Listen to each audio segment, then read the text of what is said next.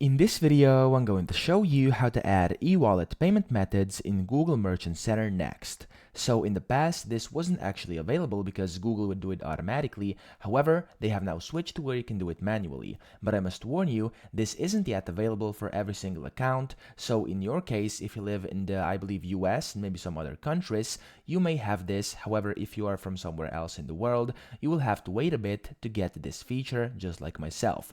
So you can check if you can do this by going over here on the left to business info, and then of course over here under details you may be able to see a box which should say accepted payment methods, and then you will see your different digital wallets over there, and there will be an option which will say edit payment methods. Now once you will click on that edit payment methods button over there, it will redirect you to another site where essentially you will be able to add different digital wallets. Now those will be Amazon Pay, Apple Pay, Google Pay, Meta Pay, Shop Pay, Venmo, etc. Okay, so you'll be able to add all of these by choice.